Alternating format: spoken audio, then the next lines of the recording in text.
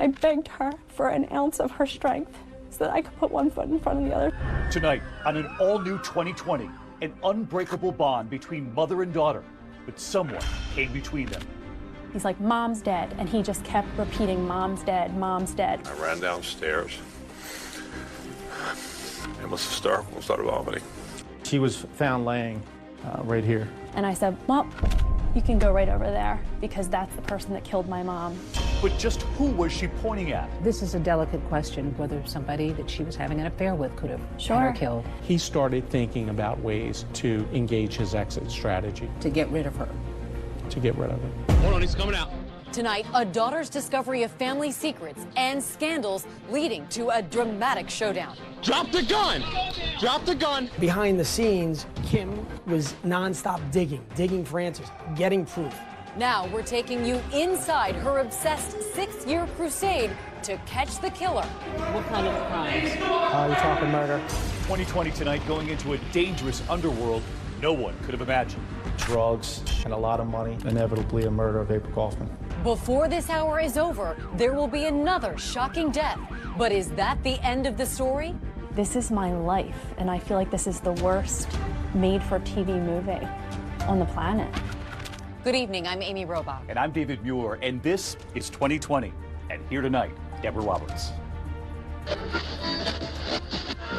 WIBG, it's the talk of South Jersey. Driving the corridor between Atlantic City and Philadelphia weekdays between the hours of 2 and 4, you may have heard this voice on WIBG FM.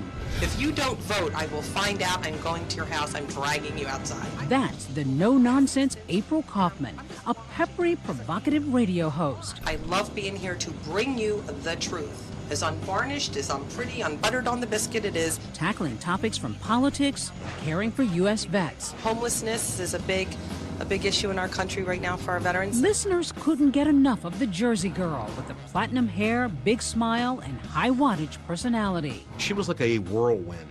Like, she would come in and she would make a lasting impression on everyone. In her upscale town of Linwood, New Jersey, not far from the boardwalk, April and husband Dr. Jim Kaufman, a prominent endocrinologist, are the community's consummate power couple. The two of them were well known individually as well as together. They really wanted to be involved in the community, but they also like to have some fun. Every day, the doctor and Mrs. Kaufman had a familiar routine. Jim heading to his medical practice before sunrise, and then a standing phone call with April at 8:30 a.m. But on Thursday, May 10th, 2012, that call to April goes unanswered. And after several failed attempts, Dr. Kaufman sends over his handyman to their home on Woodstock Drive, where he discovers a horror. 911, where's your emergency? Yes, I have my bosses down. She's lying on the floor in her bedroom and he's not answering. Okay, where are you, sir? 2 Woodstock Drive, Linwood. Okay, hold on, I'm transferring you. 47-year-old April Kaufman found dead on the floor of her bedroom. With the family handyman on with 911, Jim calls Linwood police. This is Dr. Kaufman. I just got called by my house person that my wife is face down on the floor. My partner's sending out the ambulance as we speak. Okay. Okay. I'm getting there as fast as I can.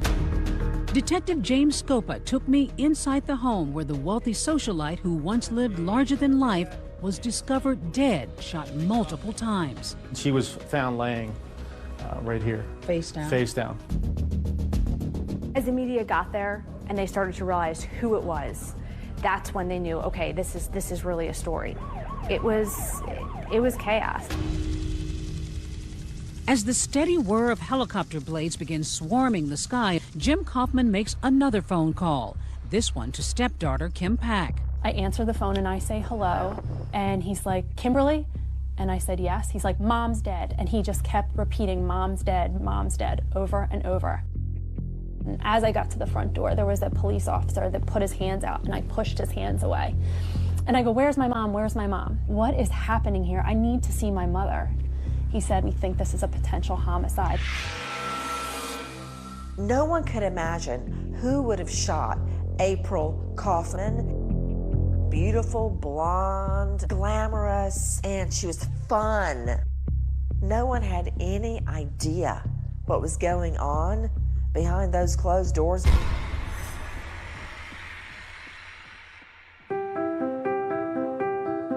She made everybody feel like they were her best friend. Didn't matter who they were, the checkout, the parking lot cart guy, you know, hey beautiful, hey handsome, how you doing today?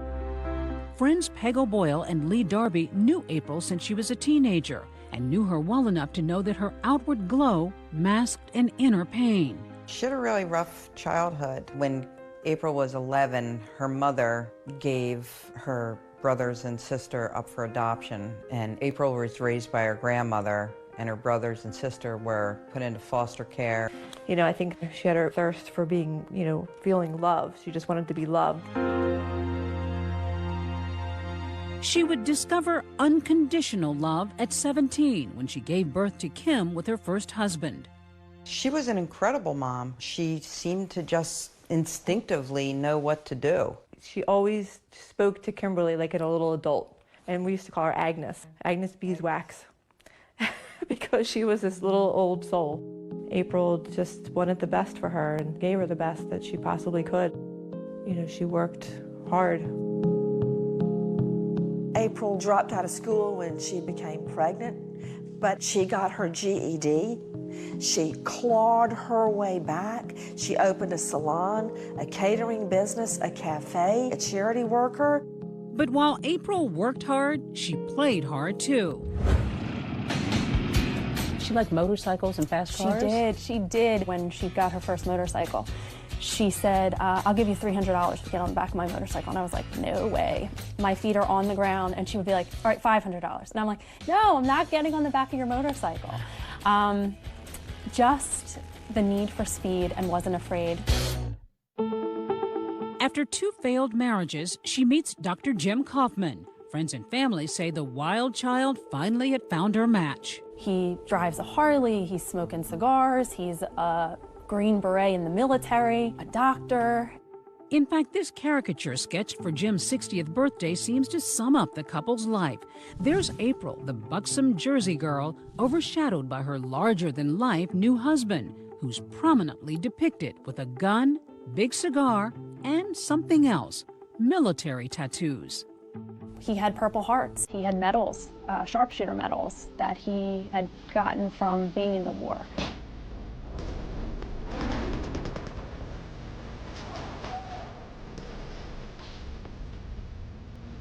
The Vietnam War, back when protest songs permeated the radio airwaves in the U.S. Jim Kaufman makes clear he distinguished himself on the battlefield. Kim was so impressed, she asked her stepdad to be the subject of a college project. He agreed to be interviewed with some conditions.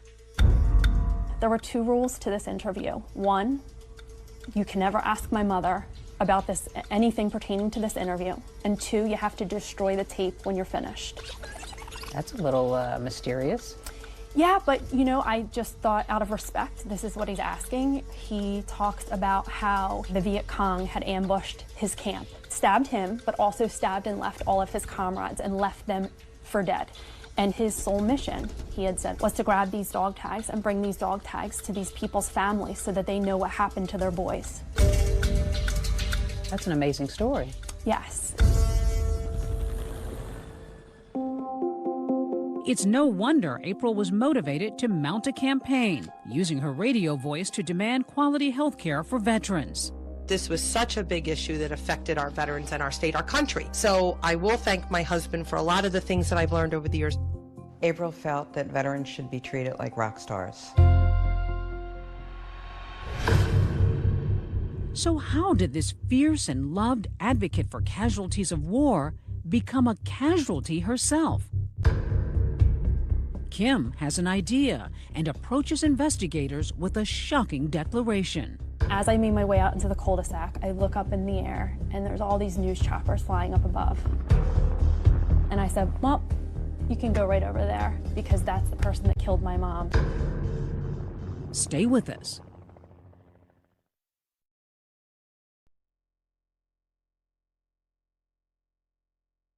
Many who attended today's funeral services at Bethel Synagogue in Margate for 47-year-old April Kaufman. Mother's Day 2012, the town of Linwood, New Jersey turns out for one of its own, complete with a cortege of veterans leading their champion, April Kaufman, to her final resting place. The well-known local radio host who was shot multiple times and discovered dead in her Linwood home last Thursday. It was like a state procession for April Kaufman. No one could believe what had happened. She just was so caring, so compassionate. She just was an inspiration to everybody. The loss heaviest for April's daughter, Kim. I miss her calling me nonstop, all the time. I miss her laugh. I miss her smile. I miss her infinite wisdom. Because she really was my rock. After the mourning came the murmuring. Sometimes talk is cheap, even in wealthy towns. This is a delicate question, but there were questions about whether your mom was having affairs. You know, they had a very unhealthy relationship, the both of them. And I will just say that there were indiscretions on both sides of the fence. And I'll leave it at that. Did it concern you that maybe somebody that she had been involved with could have killed her? No, but I certainly provided those people's names to the police, and I allowed them to do their due diligence. While the community is in shock and awash in rumor and innuendo, listen to this, April's final radio broadcast, where she sounds like a woman who thinks her days are numbered. And my bottom line is, if nothing else, of my legacy of leaving, a really beautiful daughter and 2 grandchildren on this planet, I really hope to God that people, hey, I could get a flyover at my funeral now. You listen back to that and you think, did she have a premonition? It's kind of like she was trying to tell us something, I believe. In those early days after her mom's death, there's one thing gnawing at Kim. One person she's curiously not getting consolation from? Her stepdad, Dr. Jim Kaufman. Dr. James Kaufman was a very well-respected and well-regarded member of this community. But to Kim, stepfather Jim was a very different person. He was very cold to me, always kept me at an arm's length. Literally. Just look at the pained body language in this video taken on Kim's wedding day. 1, 2, and 3. There we go. Take a close look. He steps into the scene. He smiles one time for the camera to flash. Then he goes back to a very taciturn demeanor and steps out. No hugging, no kissing, no warmth, nothing. You would be in the dining room, I would be talking to my mom, and he would come and turn the lights off and just walk out of the room. He controlled her cash flow and yes. How much money she could spend? Oh, yes. And sometimes even calling her, who are you with? Where are you? And just 2 months before April's murder, it seems the bloom was officially off the rose of her nearly 10-year marriage. Kim recalling a lunch where her mother confides she's had enough. She talked about that she really needed to start aligning herself and getting herself in a good spot to be able to leave. I think that he had made it clear to her that she wasn't going to divorce him and take half of his empire. That was his famous words. Did you get any feeling that your mom might have been in any kind of danger? She had made it clear over the years that he had threatened to kill her several times, but would always follow up with, he doesn't have the guts to do it. Though Jim is not named a suspect, some might say he begins acting like one. Within days of April's body being found, Jim hires a lawyer. Not only a lawyer, but the lawyer, a mob lawyer. Ed Jacobs, one of the biggest legal names in Atlantic County. He's even defended Bill Cosby in one of his sex assault accusations. He loves defending high-profile criminal cases. His walls in his office are covered with news clips of himself. One possible reason he's not named a suspect, he's got an airtight alibi. That's him entering a local convenience store around the same time his wife is being gunned down. Authorities are not releasing details, but it appears that Kaufman's shooting death was not random. I meet him in a restaurant, and he says to me, let me tell you something. I have a very good attorney, and I'd been advised to not speak to anybody about this. He's like, you might need to really start to realize that this is never going to be solved. And I said, well, I'm not going to realize that. I said, because I will never stop finding out. And I walked away, and I never spoke to him ever again. As the months drag on, Kim says the only cold shoulder icier than Jim's is the one she's getting from then Atlantic County prosecutor Jim McClain. I had several meetings with him, and he would just say it was active and open and not really say much more. Did you get the impression that he was determined to get to the bottom of this? No. Then, on the one-year anniversary of April's murder, many turn out for a candlelight vigil, including so many vets she'd made her cause. Noticeably absent, Dr. Jim Kaufman. He marks the milestone another way. We discovered that he was getting ready to auction off all of April's belongings and hadn't given anything to Kim. How crushing was that for you? Beyond, because the things that I asked for that belonged to my mother were family heirlooms or possibly Disney coffee mugs. With her mother and all those mementos lost, Kim tries to adjust to a new normal while raising her 2 young sons and holding down her job as a pharmaceutical sales rep. Marching through every single day, waking up with another day of hopelessness while trying to keep that glimmer of hope alive is a very tricky thing to do. Yet while life for Kim seems hopelessly on pause, for Jim Kaufman, it's full speed ahead. Just 15 months after his wife's murder, he ties the knot again. He remarries Carol Weintraub. When did that start? Now, the version we've gotten is that they started dating after April was found murdered. Now that's some romance. April's friends and family were devastated, and they felt like it was a slap in the face, but the people who support Jim Kaufman say, you know, he's a widow, and he's moving on with his life. But Dr. Kaufman's next move sets off a chain of events that pushes Kim out of limbo. He went after my mom's life insurance policy. And your reaction? No way. Because you know what? This was my only attempt to maybe be able to get some answers, and the truth maybe would start to come out. Now it's Kim's turn to lawyer up. Believing Jim is the killer, she files a wrongful death suit against her stepdad to keep him from getting her mom's $600,000 life insurance policy. I have no choice to respond and to begin to fight for what I know is right. The most significant kind of civil lawsuit you can have is a wrongful death case.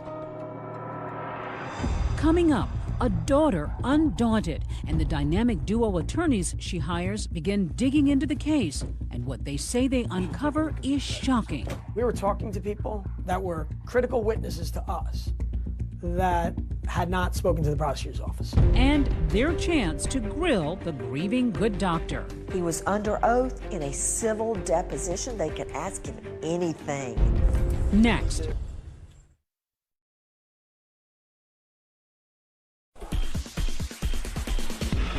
Atlantic City, legendary for its slots, signature shows, and of course, this moment. But the boom and the bust of the casino industry has made America's favorite playground a hotbed for crime, corruption, and a startling number of unsolved cases. Cases like April Kaufman's, but Kim Pack and her dogged attorneys, Patrick and Andrew Darcy, drill down, determined to get answers. Behind the scenes, Kim, with us, was nonstop digging for answers, getting proof. We were on an island, all on our own. But the tide may be turning. I grew up on the beaches and the boardwalk of Atlantic City, and I always say I have sand in my shoes. Meet Damon Tyner, son of one of Atlantic City's fabled firefighters and a longtime cop. Your dad was a bit of a legend. Yeah, he was very well known throughout the community. But the younger Tyner made a name for himself as a Superior Court judge. Good to see you. How you making out? So they named a pizza for me. I think right here. Yep, that would be me. And then last year, I, Damon G. Tyner, became the first black prosecutor in the county's history. So help me God. many seeing him as the city's much-needed savior. You're doing a good job, man. I appreciate it. Great job. Thank you. Thanks a lot. Thank you. You doing? You all right? I know, not judge anymore. Yeah, good to see you. That man's cleaning up AC. There you go. You took a pledge when you took the office. Tell me about the pledge. Dating back to 1970, there are about 140 unsolved homicides. I urged my executive staff to tell me which cases were most solvable. Unanimously, they all came back to me and said the murder of April Kaufman. But Tyner is sworn in almost 5 years after April Kaufman's murder. 5 long years. A lot of people wondered why 5 years passed and no recognizable work had been done. It wasn't that there were glaring mistakes. It was just an omission of effort, you might say. We wondered about that and tried asking former prosecutor Jim McClain about the investigation. His spokesperson tells 2020 McClain has no comment. Fortunately, Damon Tyner became prosecutor and his team came to the conclusion that this case should be prosecuted. For the first time, someone's listening here. Tyner agreed to meet Kim Pack and her lawyers within that first month. What did that mean to you? The fact that I was lucky enough for him to say, I'm going to take a second look at this.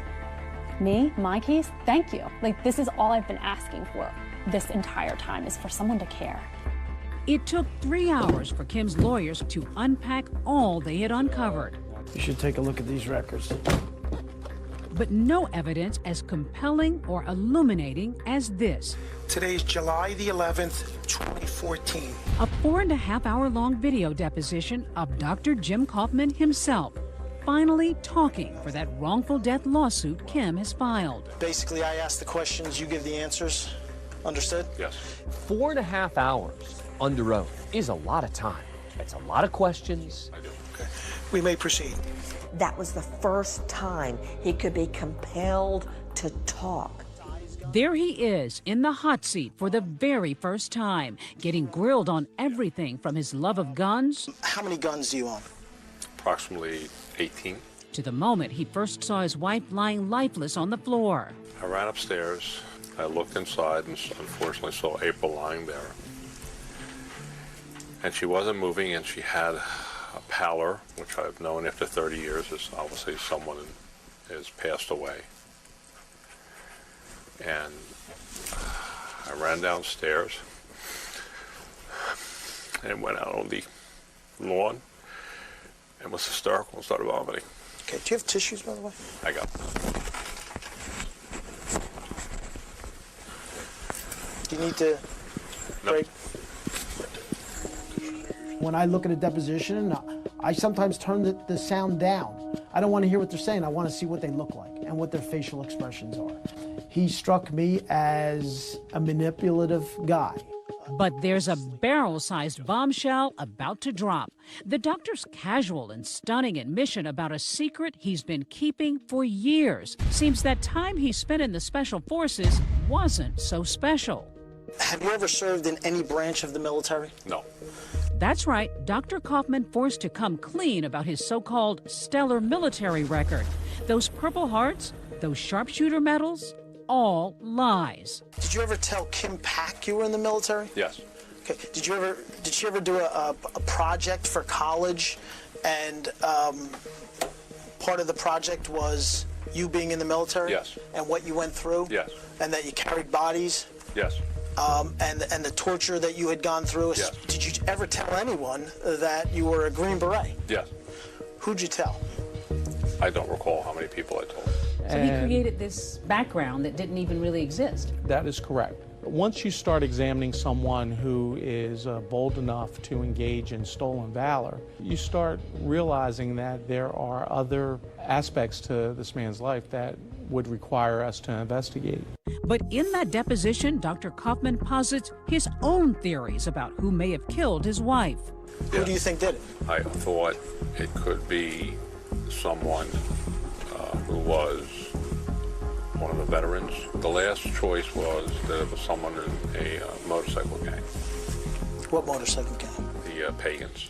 The Pagan motorcycle gang? Remember, April had a penchant for motorcycles. Could that mean she was in deep with the kind of people known for violent behavior? The pagan outlaws are the equivalent of the Hells Angels. They are felons of the most dangerous sort. Coming up, a stunning turn in the Kaufman case. No, I'm killing myself. Leading to a standoff in the Garden State. Drop the gun! No, I'm not going to jail for this. Put the weapon down. No! Stay with us.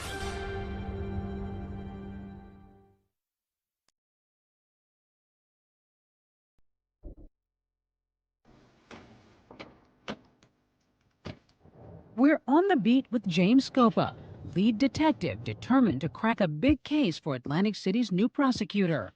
I was happy when Prosecutor Tyner came in and he allowed us to work on the case and investigate it like we believed it should be. Meanwhile, Kim and her lawyers keep their eye on what they believe is the prize, Jim Kaufman, using his pictures on social media as incentive. I would get a picture of Jim Kaufman and Carol at the Final Four and, you know, smiling, and I'd put it on my brother's screen so that when he came in the morning, that would be the first thing he'd see is a picture of Jim Kaufman saying, yeah, so what? I killed her. What are you going to do about it?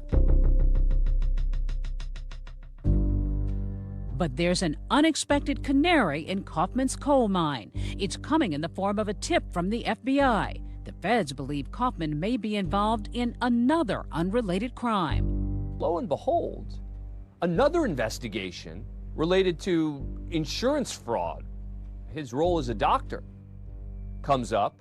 Investigators get a warrant to search his office. So they show up at Kaufman's clinic just to look at his records. On June 13th, 2017, we attempted to serve a search warrant at Dr. Kaufman's office here.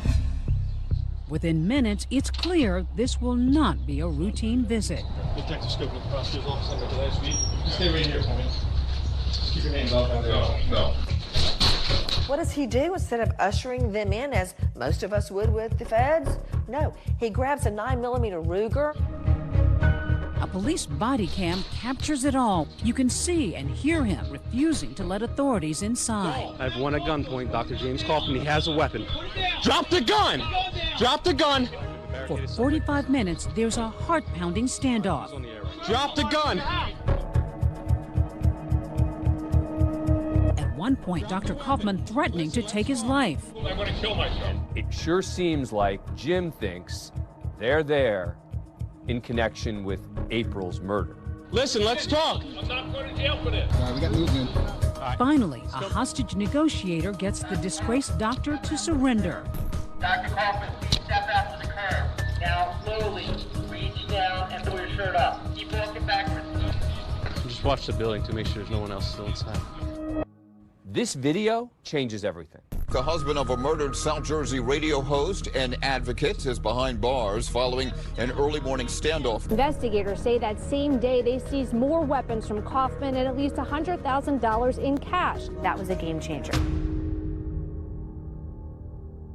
After the standoff with Jim Kaufman, he goes to jail, not for murder, but for weapons charges. He fights to try to get out. The judge would not let him out based on his conduct, and that gives the new prosecutor, Tyner, a chance to really dig into the murder case.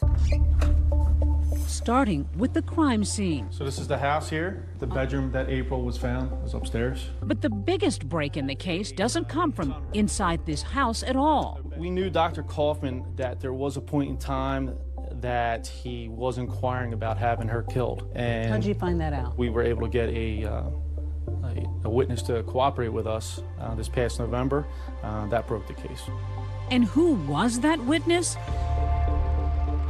A former member of the Pagans Motorcycle Club.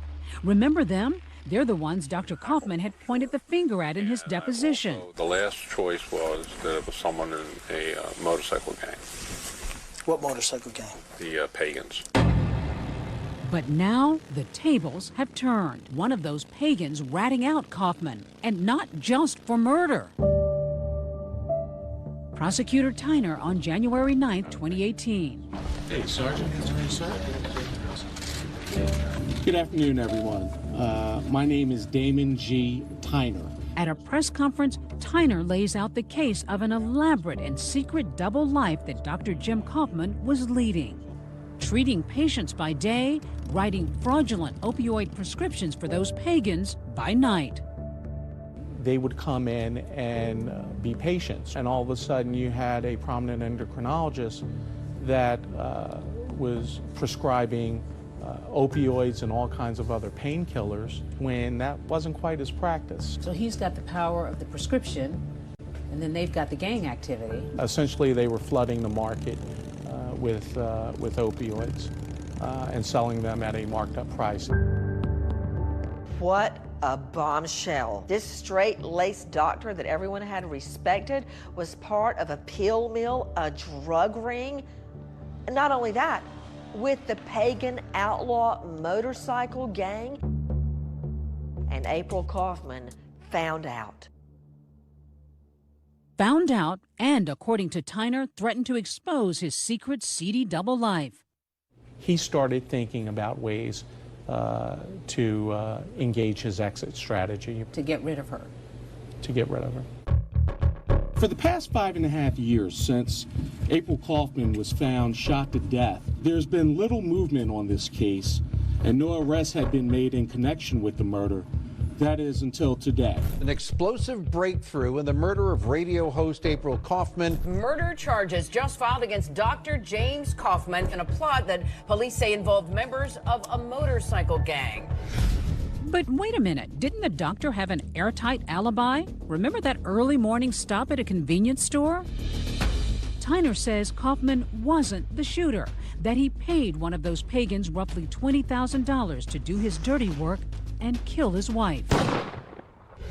He went inside and he shot April Kaufman twice. And ironically, that alleged hitman died a year and a half after April's murder of an opiate overdose. His pills prescribed by, you guessed it, Dr. Jim Kaufman. When I heard the details of everything, it really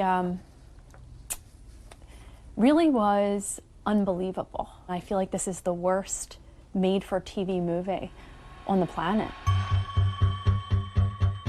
The prosecutor worries Dr. Kaufman could be targeted by pagan members in jail, so they move him upstate to the Hudson County Correctional Facility as they begin gearing up for their first major trial.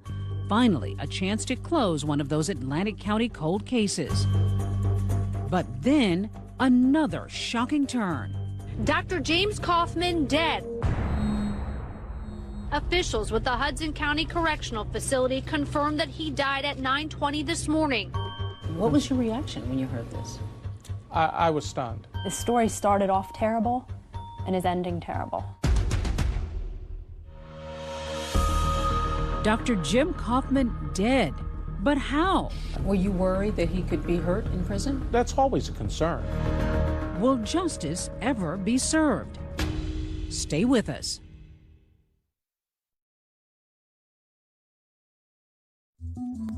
It's been a long, strange trip for Dr. Jim Kaufman, from a plush suburban cul-de-sac to the Hudson County Jail. His new home, a 6 by 9 foot cell like this. This is unit. This is Charlie 500 East. Maximum security. The inmates, many considered violent and dangerous, were Dr. Kaufman's new neighbors as he awaited his trial in a facility just across the river from New York City. What kind of crimes? You're talking murder. It's rare to get a look inside these tight quarters unless you're an inmate, but corrections officers agreed to take us in, recalling that fateful morning. Just after serving Dr. Kaufman breakfast, they made a grim discovery. The doctor was dead, hanging himself with a laundry cord. I was stunned, but that's, in retrospect, that's what convinces me now more than ever that he understood that the end was near. He realized it had all caught up with him. Yes, I think so. Bottom line, he had his wife murdered, and the only way out for him was suicide. Kaufman did leave something behind in that jail cell. This note obtained by 2020. Even in that jail cell, when he killed himself, he had to write this very lengthy suicide note to be in control at the very end, to get the last word. Kaufman adamant that he didn't kill April. I cannot live like this. No matter what anybody says, did not do anything to my wife. This 6-page suicide note is bizarre Throughout the note, he quotes Latin, including phrases that Roman gladiators would say to the emperor before they fought in the Colosseum. Really? His final words do add a surprisingly new angle to the sordid saga. April came to me and said, would I like to go to a motorcycle rally to meet some of her friends? I was slightly shocked, to say the least, that they had the colors of pagans. The most important thing that Jim Kaufman wants people to take away from this note is, I didn't kill April. She introduced me to this outlaw gang. I was prescribing pills. They then got aggressive with me. They then started threatening me. And they're the ones who killed April. Were you able to determine whether April had any involvement with either the gang or the pill mill? Our investigation at the time did not lead us to believe that she had any involvement. I believe that at some point she became aware of it. I think ultimately that's the reason why she was killed. But dead men tell no tales, at least not in court. And with both that alleged hitman and Jim Kaufman deceased, Tyner's last call for justice rests with the case he's building against the accused pagan ringleader, who he believes conspired with Kaufman to kill April. He's pled not guilty. There is an aspect of the investigation that's continuing with a defendant who is still pending trial. So I won't disclose too much about that part of the investigation, but suffice it to say that we were convinced that Jim Kaufman's involvement in this matter was enough to charge him with conspiracy to commit murder. Is there any doubt in your mind that her husband wanted her dead? There's no doubt in my mind. A painful conclusion for a grieving daughter, yet a measure of solace. Kim Pack may finally find the justice she's been seeking for years. Why do you think this case wasn't solved 6 years ago? I don't know, that's the million-dollar question. But what I do know is that I was blessed and granted the ability to have peace in my life for the first time in 6 years by a man with determination and that believed in my story. And that is Damon Tyner, and I am forever grateful to that man. Although in a tale as twisted and tragic as this, there's hardly any true closure. And that's the saddest part of this entire story. Her mom's still not coming back. And when everything's quiet and it's just Kim and she's alone and she's thinking, her best friend's gone. We were robbed. And for what? I still don't have the answer to that. For what? When we come back, one of those precious family heirlooms sold at auction has been recovered. The secret message from beyond the grave found inside, next.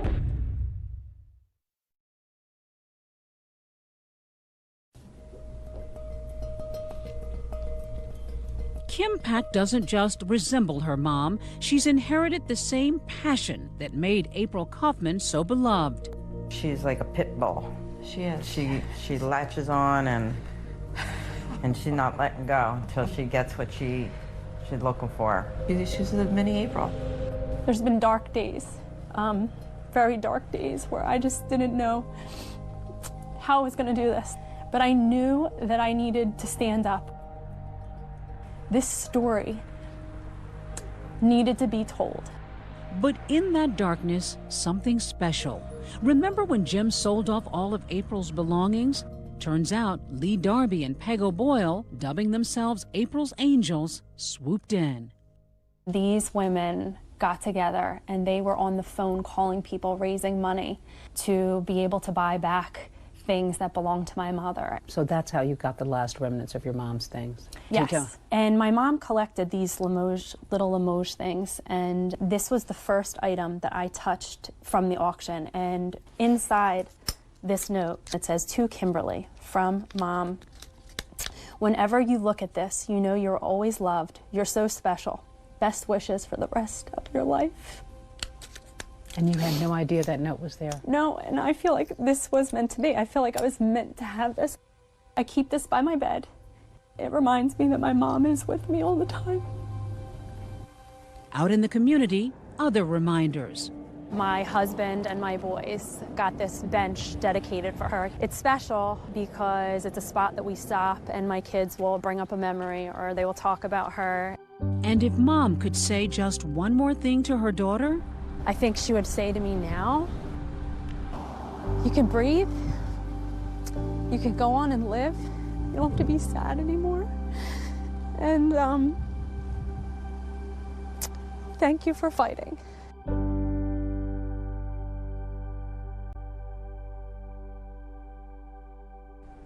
A fighter to the finish. Remember Kim Pack's civil case to get her mother's life insurance? But we can report tonight that her attorney now says that's been amicably settled with Kaufman's widow.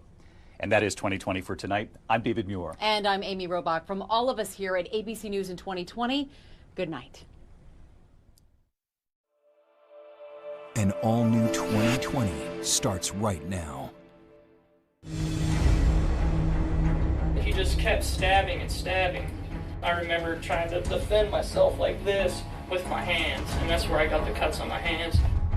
Jason was confronted by the assailant. Someone came into their apartment, had assaulted him and his roommate.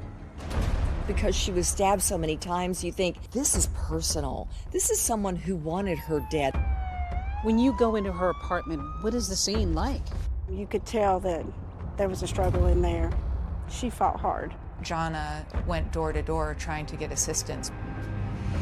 At one point, I was praying. It wasn't her. They had made a mistake. Now, revisiting the scene of a nightmare. He pushed me back this way, and I fell on the bed like this. I took off, and I ran as fast as I could this way. Did it trouble you that he ran away from the scene to get help instead of trying somehow to help her? Scared, he wants to get away. So he ran from here over this way to the convenience store. I didn't have anything to do with this. I had something to hide. Why would I take this test?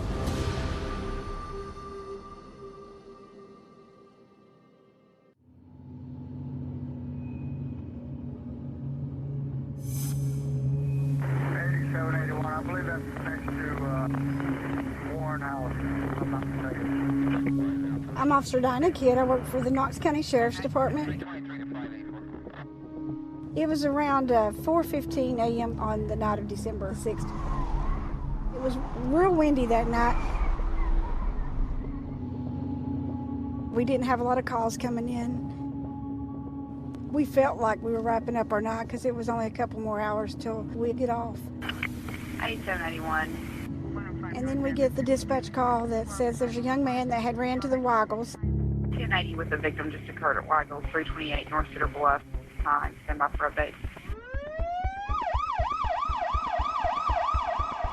It's early morning in December when the clerk inside this convenience store gets a startling visitor.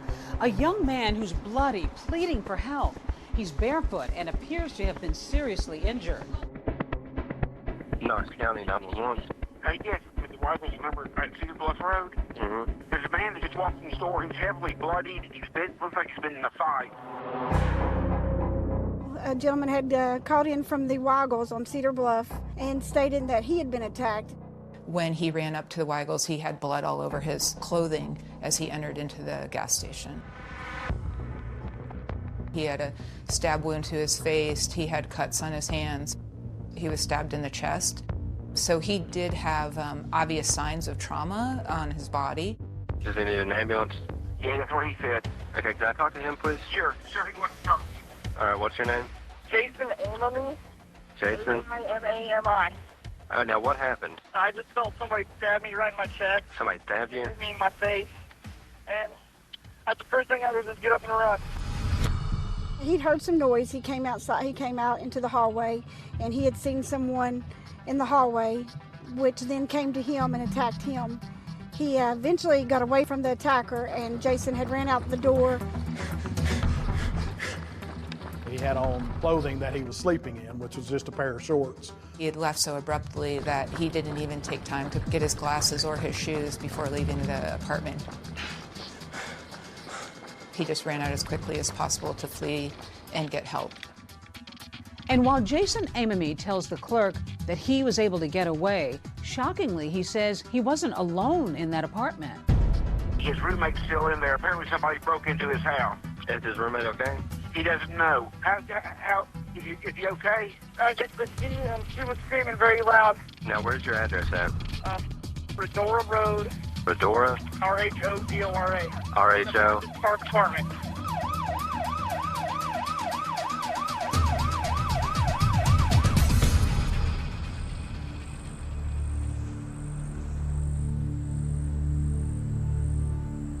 When the call came out, we then went to the apartment complex to check on the girl and kind of see what we could find there. 21-year-old Jonna Berry is barely clinging to life. They found Jonna laying just inside an entranceway. She was face down and had multiple wounds to her body.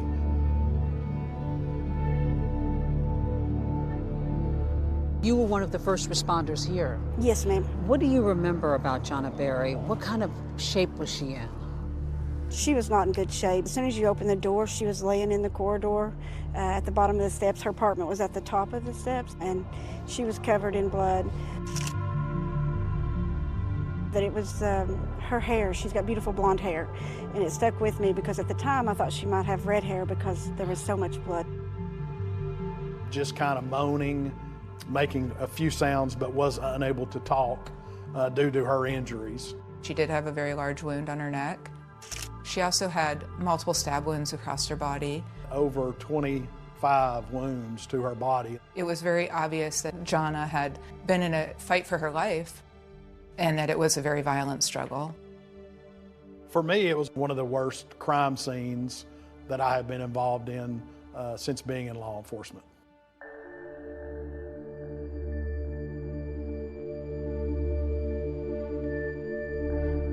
When you go into her apartment, what is the scene like? When we go up the steps and go into the apartment looking for the suspect or anybody else that's injured, the knife was in the floor, and it had blood on it, hair on it, and it was bent. There were 6 units in the apartment building. There was blood on each of the doors within the 6 units. And we could tell from that Jonna was the person who went door to door trying to get assistance. It's 4 o'clock in the morning. It's not the middle of the night, per se. One individual thought someone was breaking into his apartment. We called 911. Knox County 911.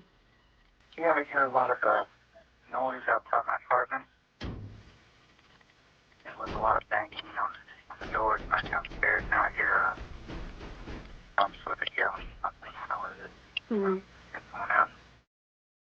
He looked out his peephole of his door. Do you see anybody outside? I look out the peephole. What's your name? Just hang up on me. He didn't see anyone. It's because Jonna was crumpled on the ground below that peephole. Absolutely heartbreaking. Unfortunately, the call dropped and there was no other activity. So everything we have for Brandon Park Apartment. Once the residence was cleared and we noticed there's no one else injured in the apartment, we go back down the stairs. I go back to her. So I leaned down and was talking to her, asking her if she knew who done this, if she knew where they went. I was just asking her all kinds of questions, try to help us find out who done this and what had happened. She would move around a little bit, but she couldn't answer me. So by this time, I just kind of held her hand and waited on EMS to arrive.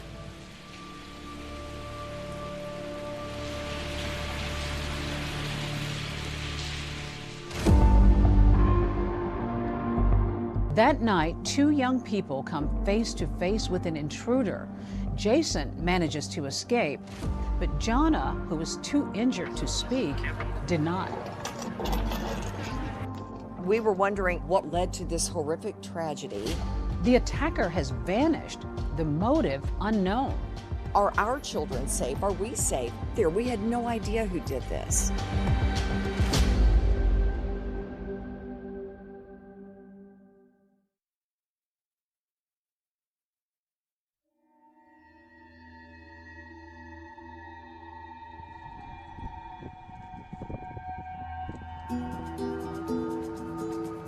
Police launch a full-scale manhunt across the Knoxville community. Inside that foyer, Jonna Berry is still alive, brutally wounded, and struggling to hold on. I just held her hand and waited on EMS to arrive. I remember distinctly that it was raining when I got to the scene. Jonna dies in the ambulance, her fight ending before she ever reaches the hospital. What do you think that may have meant to her or to you to even just be there to comfort her? I hope it helped her, and to me it would mean a lot if that was my child there.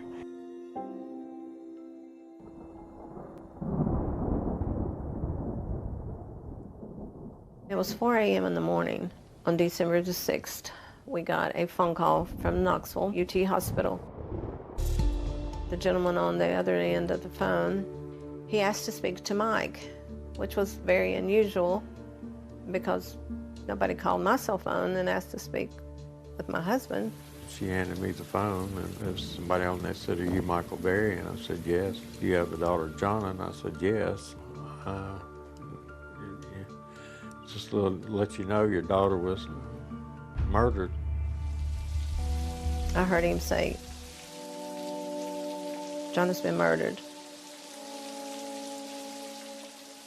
And at one point, I was praying it wasn't her. They had made a mistake. Yeah.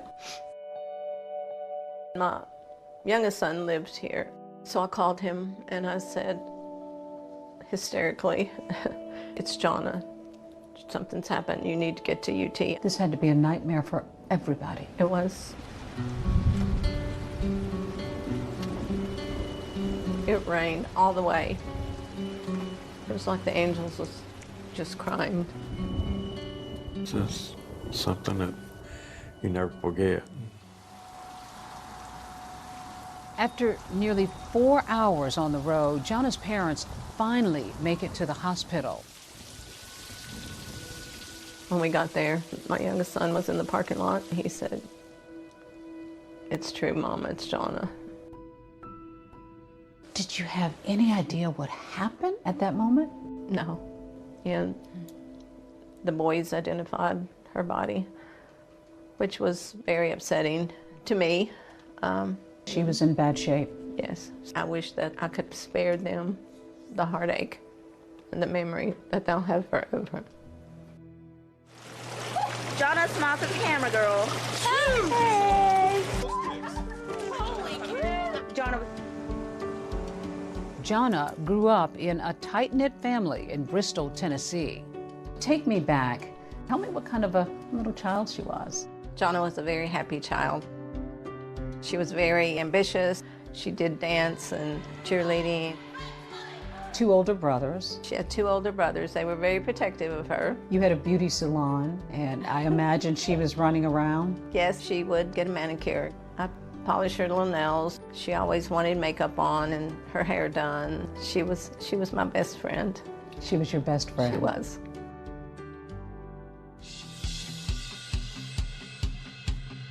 After high school, Jonna heads off to East Tennessee State University, where she gets a degree in child psychology. What was it that she aspired to? What were her aspirations? She wanted to devote her life to children. She wanted to help them in any way she could. As Jonna grows older, her dreams for her future grow bigger, and she meets her fiancé, Jason White. Jonna got engaged when she was 20. Kind of young. It was young, but she knew what she wanted, and she worked hard to get it. Jonna loves children, and that passion leads her to Knoxville, where she begins working toward a master's degree in child psychology. Most here consider this a safe slice of America, next to the Tennessee River. About 35 miles away, you'll find Dollywood, nestled in the Great Smoky Mountains.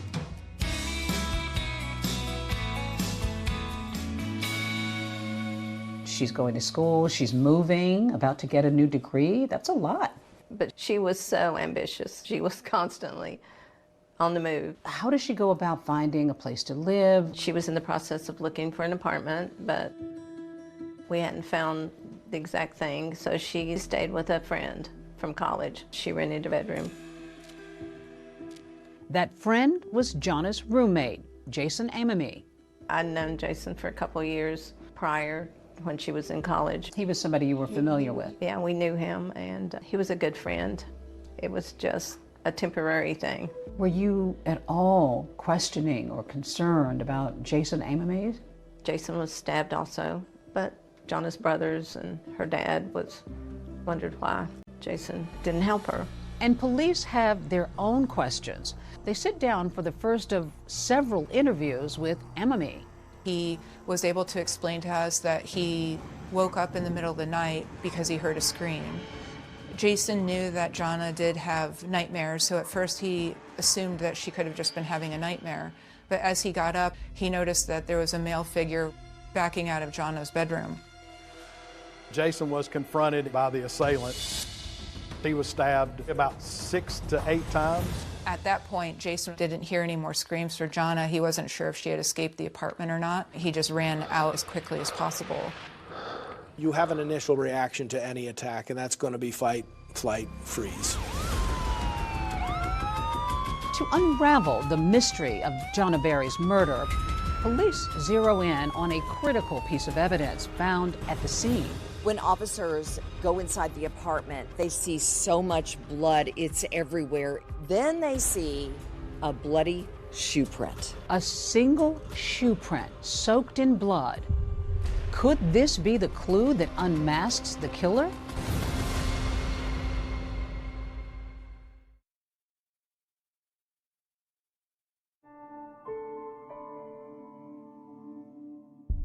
Jana was funny, charismatic, intelligent. She just had this aura about her that just drew people in. Who would want to hurt somebody that was so pure? Christmas was Jana's favorite time of year, her family says. And just hours before the murder, she and her mom were on the phone talking about picking up gifts for the holidays. I said, I did some Christmas shopping today, and she said, oh, I did too. We talked a little more, and we said good night, and I love you, and I'll talk to you tomorrow. The night she died, she had been wrapping Christmas gifts for children. Jana had them separated, in little piles, they said, with the kids' names on them. It just seemed so tragic right before Christmas. Fear gripped the city of Knoxville. A young woman savagely stabbed in her own home, and her killer on the loose. 21-year-old Jana Berry and her roommate were stabbed in their Brendan Park apartment. It really left the community feeling unsettled. I'm a news anchor here at WATE in Knoxville, and I have covered the Jana Berry case since the very beginning.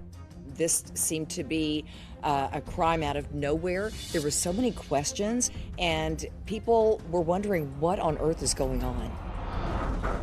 To this day, Jana's mom, Joan, can't shake the image. Her daughter bleeding, terrified, pounding on doors, and nobody answering. When you heard that she frantically ran asking for help and nobody answered their doors, what did you make of that?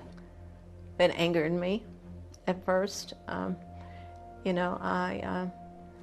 understand someone not opening the door at 4 o'clock in the morning. I can understand that. People don't want to get involved. Why couldn't you be more like Jana and want to help people? She would have helped anybody.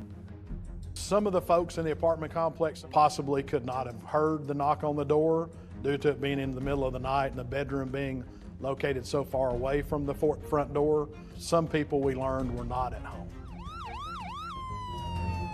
Detectives begin a full-scale investigation, and there's one thing that is impossible to ignore: the sheer amount of blood in Jana's apartment. How bloody was this crime scene? There was blood not only in Jana's bedroom, Jason's bedroom, blood in the living room, blood on the back door, blood out the back of the apartment going down the stairs. Blood is on the doorknob, blood is on the floor, blood is on the door. Looked like there had been some type of fight in Jana's bedroom. This had been a struggle. Yes, you could tell that there was a struggle in there. You could tell that she fought hard.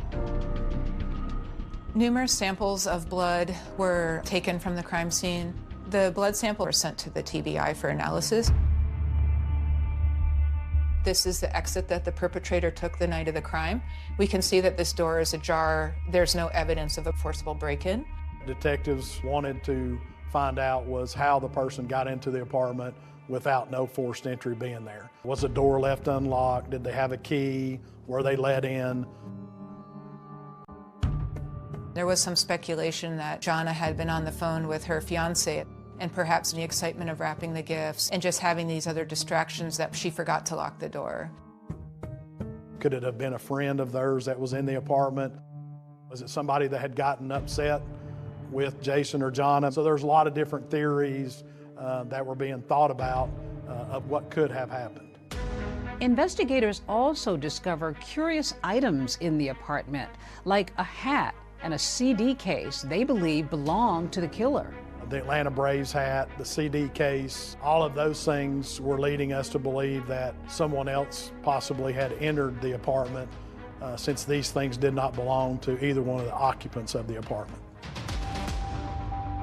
The murder weapon was discovered in the hallway directly outside of Jonna's bedroom. The knife was in the floor and it had blood on it, hair on it, and it was bent. The hair that was found on the knife appeared to be from Jonna. We knew right away that the knife came from inside the home. It was part of a matching set that was from the kitchen. What stood out to me the most about the weapon is how damaged it was. The handle was broken, the blade was bent. I could only assume that it had hit bone, that it was used multiple times, that it was very violent just given the force to break the handle. While the murder weapon reveals a violent struggle, there's a single piece of evidence left on the blade which might point to the hand that held it. There was a partial fingerprint that was found on the knife. There was an unknown DNA that was found on the knife. Now that's got to be important because now that's going to be something that's going to lead you to somebody. Oh yes, very, very important. If we can match a fingerprint or a partial fingerprint to someone, that would help. Our guys photographed it, sent that off to the lab to see if they would be able to get the fingerprint off of there and see if it was in any kind of system or database that they had. But police aren't finished yet. In Jason's room, they discover a piece of cardboard, and on it, a damning piece of evidence. There was a very pronounced shoe print. And what stood out about the shoe print the most is that it was in blood. Detectives also take note of the shocking number of times that Jonna was stabbed. Jonna's autopsy revealed that she suffered over 20 stab wounds, some of them to her neck, head, and face, as well as her chest, back, and legs. She had close to 26 stab wounds. The nature of the crime, it was a very intimate, personal crime. It kind of led to maybe thinking it was somebody that knew her, that had gotten mad at her, maybe a crime of passion. So we were looking at people who were close to her. Because she was stabbed so many times, you think, this is personal. This is someone who wanted her dead. This had to be someone who knew her. And that's when detectives begin looking closely at the two Jasons in Jonna's life. Could one of them know more than he's letting on?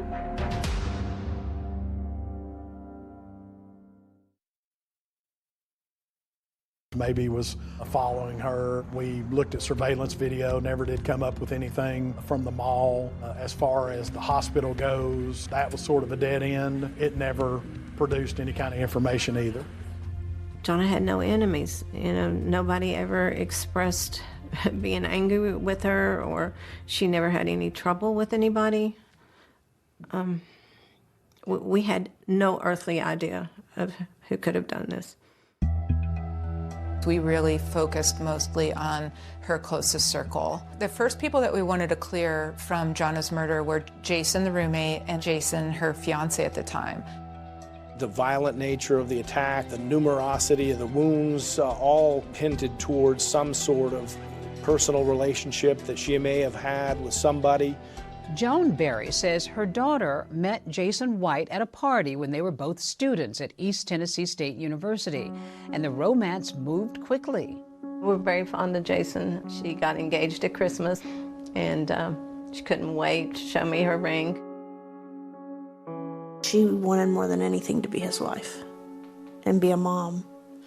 And raise a child with him and have them grow old together. She was so excited to marry him. After graduation, Jason moves to Michigan to get his law degree, while Jonna moves to Knoxville to continue her studies. He was in Michigan, and every night she would go to sleep with them talking. And then when she would go to sleep is when he would hang up. In speaking with Jason White, he had explained to us that he talked to Jonna that night. Detectives learned through his cell phone records that his cell phone appeared to be in Michigan the entire time. No, there was no suspicions in my mind. I had never crossed my mind that Jason White ever did that. Very quickly within the investigation, Jason White was cleared as a suspect. Police are also interested in talking to the other Jason in Jonna's life, her roommate, Jason Amami. So, how are you doing? I am doing good. Police interview Jason the day after he gets out of the hospital, where he was treated for wounds to his chest, face, and hands. Once Jonna's fiance was ruled out, all eyes went to her roommate. And one of the first questions investigators asked him was, do you have a romantic interest in Jonna?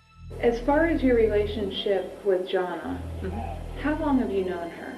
I've known her for probably at least over 5 years. Okay. Did you guys ever date? No. Never? No. I was living in Knoxville and she needed a place to stay, so I said I'd be happy to let you live with me. That wouldn't be a problem. Just got her fiance, but this is another guy. What did you make of the arrangement for her to move in with a guy as a roommate? I was fine with that. I'd known Jason for a couple of years. He was a boyfriend of one of her good friends too, so, and even her fiance, Jason White, he didn't have a problem with it. He tells Detective Delgado that on the night of the attack, he was watching TV when Jonna decides to go to bed. She probably went to sleep about 10:30. I probably went to sleep 12:30 around there. What do you remember after that?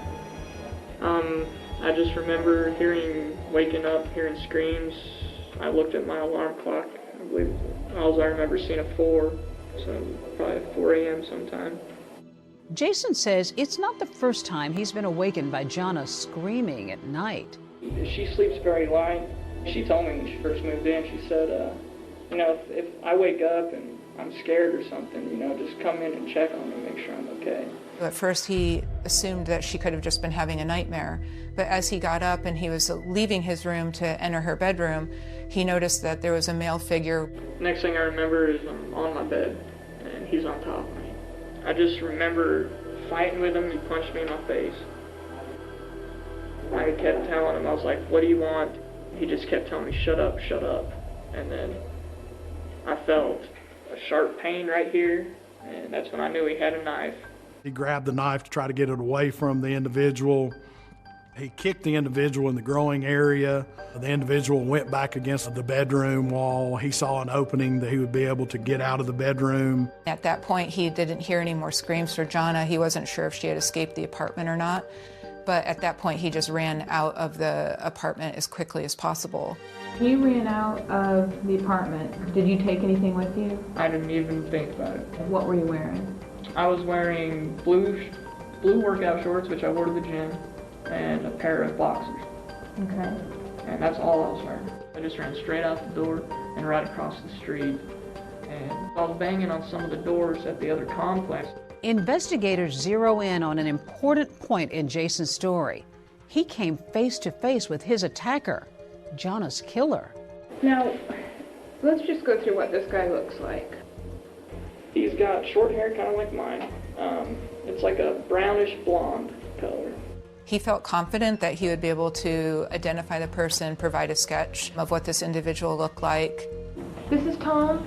Tom, this is Jason. Hey, how's it going? Tom's going to help you with the composite. Using Jason's detailed description of that attacker, police are able to generate a photorealistic computer composite of their suspect. So he's able to give you some details about what this intruder looked like? Yes, because he was face to face with that person. So he's really the only living survivor that can give us a description of the individual. Despite Jason's cooperation, investigators say they still have lingering questions about Jonna's roommate. There was no forced entry, and I think that led investigators to probably focus a little bit more on Jason Amami. Also, we had to look at the murder weapon came from within the apartment, within their own knife set. So, Jason had access to that. Could he have gotten the knife and used it to commit this crime? Could he have cut his own finger? It'd be pretty hard to stab yourself in the face close to your eye, but we couldn't rule that out. Is Jason a victim or a suspect? Investigators take him back to the scene of the crime. Will his story hold up? He just kept stabbing and stabbing. That's at the point to where I noticed he finally had a knife. The walkthrough was really important for us. Look for inconsistencies regarding what he was telling us about the scene, what happened that night.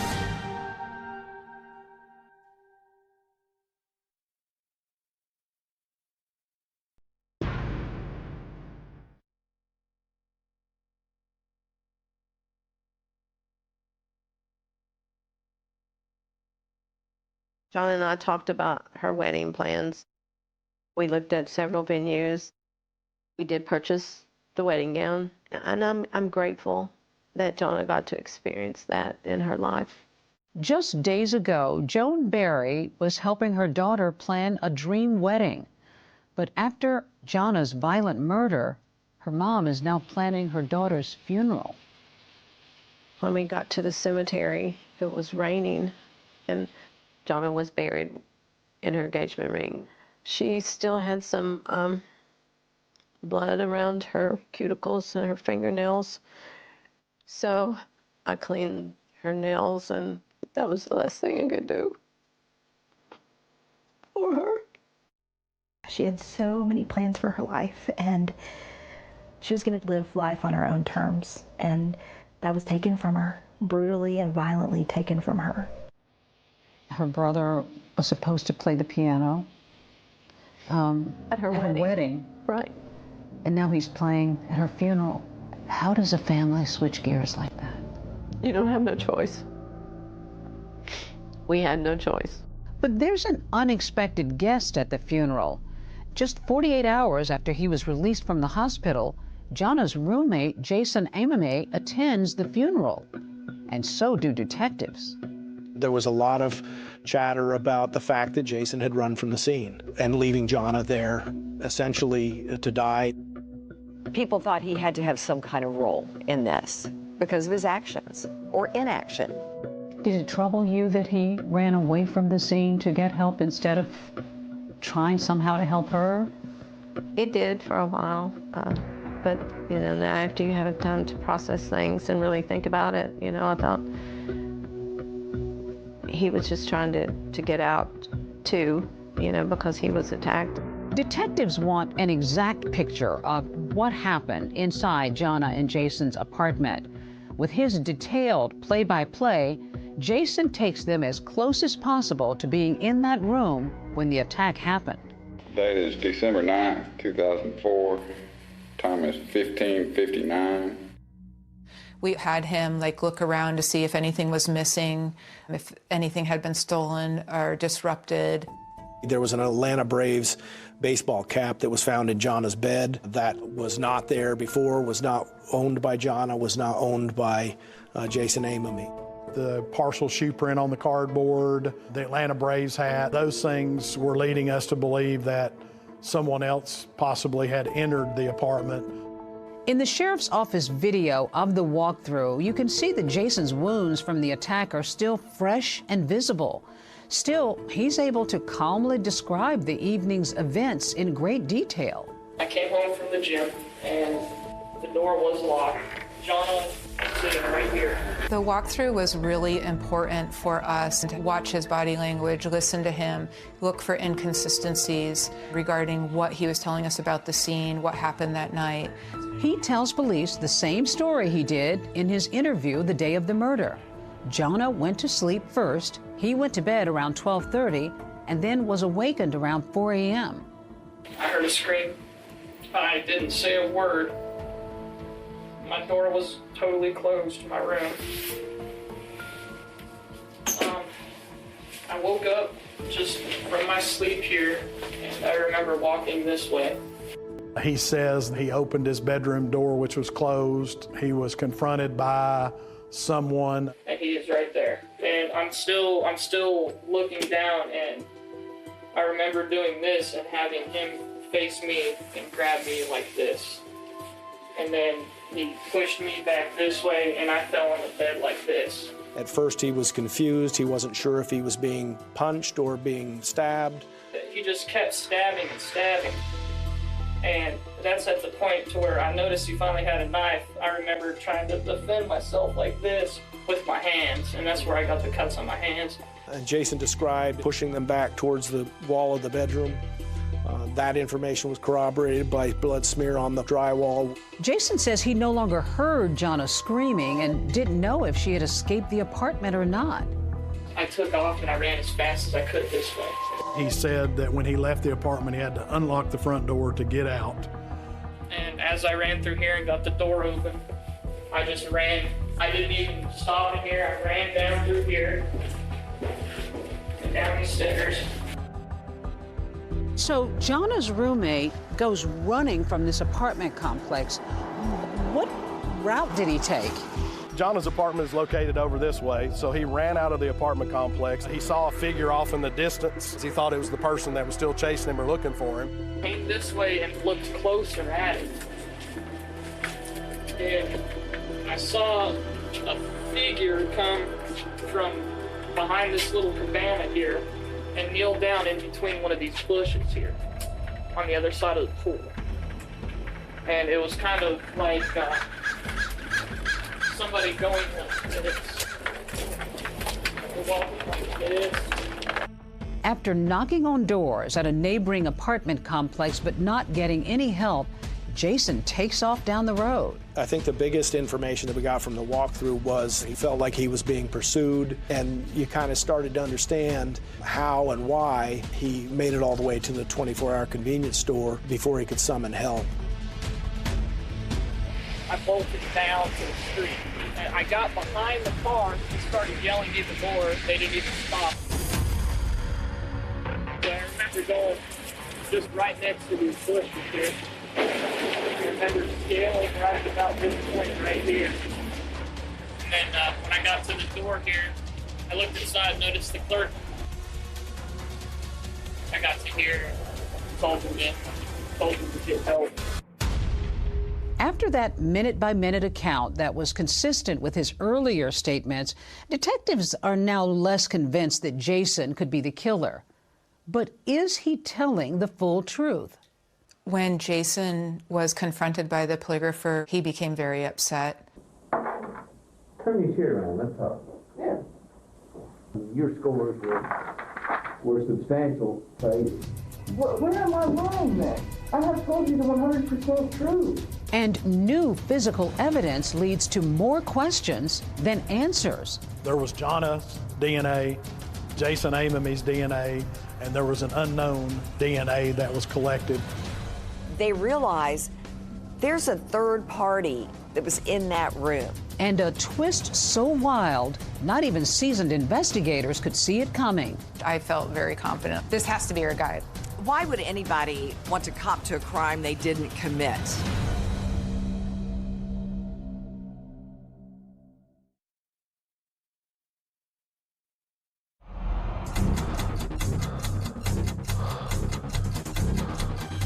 Family still looking to track down a murderer tonight, nearly 3 years after their daughter in a UT co-ed is killed in her apartment.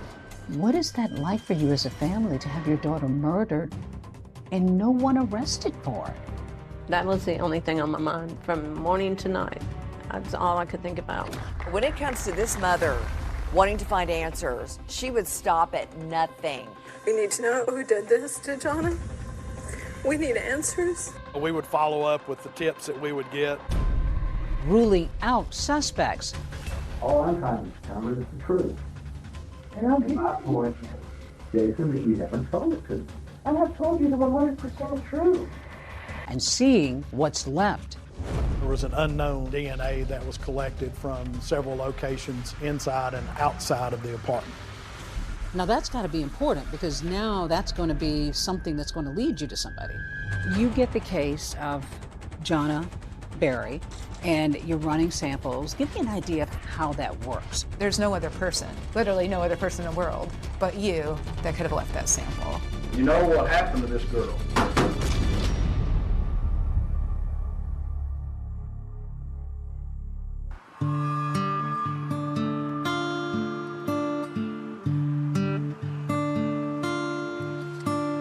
Here in Knoxville, we don't have a murder every day. When something like this happened to Jonna Berry, it kind of shook up the neighborhood. Brendan Park Apartments calls itself a peaceful retreat here in West Knoxville. But one early December morning, that peace was shattered. 21-year-old Jonna Berry had been brutally stabbed in her own apartment. In a million years, I would never have thought that this would have happened to my daughter.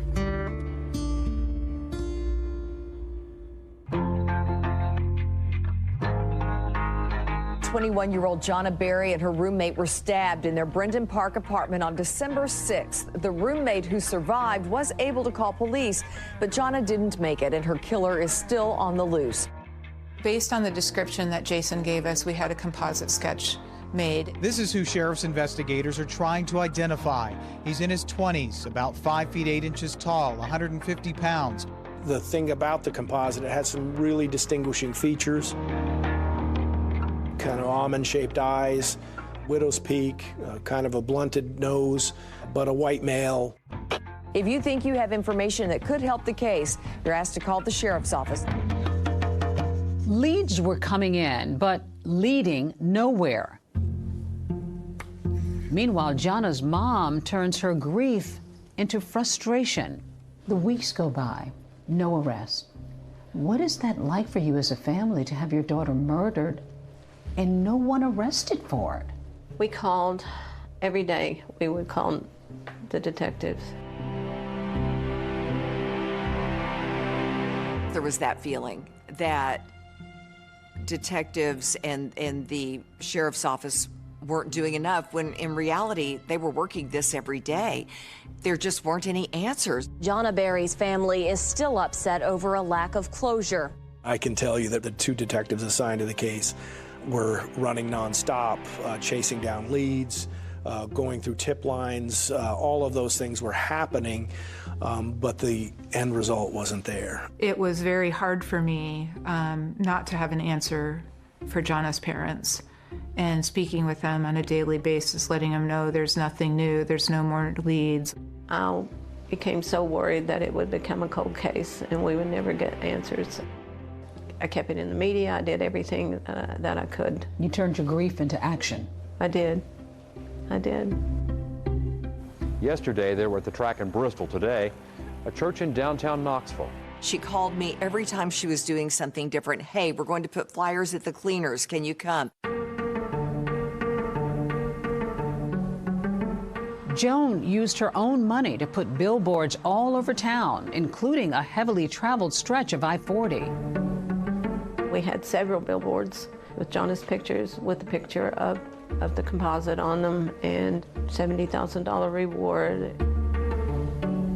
A local grocery store chain had information about seeking help to solve the unsolved murder on their delivery trucks. We handed out flyers. Family and volunteers put flyers on cars in the neighborhoods around through there. I don't think I could ever be as strong as Joan. She wouldn't stop. She digs in and she just goes. That was the only thing on my mind every day, from morning to night. That's all I could think about was who would kill Jonna. While the investigation has made little progress in naming a suspect, things are moving ahead on the forensics front. Inside Jonna's apartment, there was a very pronounced shoe print in blood. We ended up sending off the cardboard that the tread pattern was on, and we got information back from that this tread appeared to be this type shoe, Faded Glory. Most have sold at Walmart. The shoe print ID is the most promising evidence so far, leading detectives to their strongest suspect. We got a tip a few streets over from the apartment complex that an individual had been involved in some crimes, some thefts, and that led us to an individual named Michael Percival. He lived in a trailer park, probably within a few miles of the apartment complex. When we went into the trailer to talk to him, the carpet cleaner was sitting there next to the living room. A carpet cleaner isn't necessarily suspicious in and of itself, but what if somebody was using it to clean up blood tracked in on the bottom of their shoe? Detectives ask Percival if they can look at his shoes. Detective Delgado retrieved the shoes for Michael Percival, and she noticed the tread on those being similar to the tread that were found in the apartment in Jason Amamy's room. She kind of elbowed me and showed me the tread, and we were both kind of like, holy cow, this could really be, you know, the shoes. I saw Captain Hall, and he said, we've got him. He still had the shoes, Kevin. He still had the shoes. Everything looked like it was lining up for us. Michael Percival was the individual responsible for Jana's death. But does the shoe fit? We can't believe what he's saying. You know, it doesn't make any sense. And there are more questions for Jason Amamy as his patience wears thin. 100%. I have anything to do with this. Calm down. I'm getting out of here. I ain't getting out of here. Calm down. I feel like a suspect.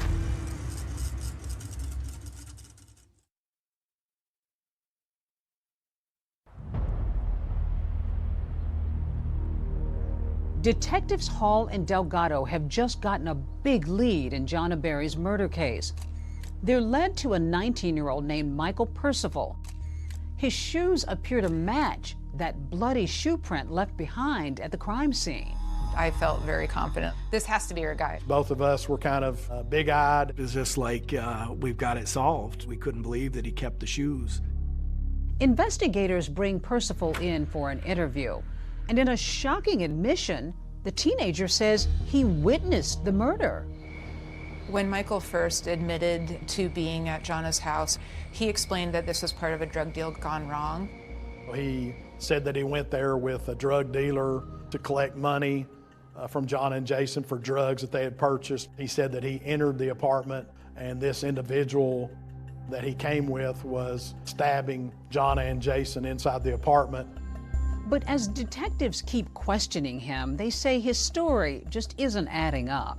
There was nothing to indicate at all that Jason or Jana were involved in drugs, so it was very inconsistent with what we knew about the victims. Jana was never involved in drugs. She was very straight-laced. Investigators take a closer look at Percival's shoes that they believe might have been at the crime scene. We sent those off for analysis, and the analysis came back. It was not an exact match. Those were not the shoes. This was another dead end. Michael Percival was ultimately cleared. Why would anybody want to cop to a crime they didn't commit? We learned through the investigation that Michael Percival liked attention. Now, back at square one, investigators are re-examining the case. There's this one person detectives keep coming back to, and it's Jana's roommate, Jason Amamy. While evidence such as the CDs, a baseball cap, and that bloody shoe print suggest a third person might have been in the apartment, detectives still have questions for Jason. We wanted to 100% make sure that Jason wasn't involved in this in any way. Even if there was another person involved, that he didn't let them in. So police ask him to take a polygraph test. He agrees, and the test is videotaped. Are you ready to take the test? Sure. All right. If you would, let me take off my sweatshirt. Yeah, if you would. One of the main reasons that we asked Jason to take a polygraph is just simply to see like how cooperative he would be with it. Do you know for sure who caused the death of Jana Berry? No. Did you have prior knowledge that the person who stabbed Jana would be at your apartment that night? No. But then things take a sudden turn in the interview room when the polygrapher begins to interrogate Jason. Jason, I want you to listen to me. Yeah. You know, I think you're a smart boy, but you did a part on that test. Did I really? You really did.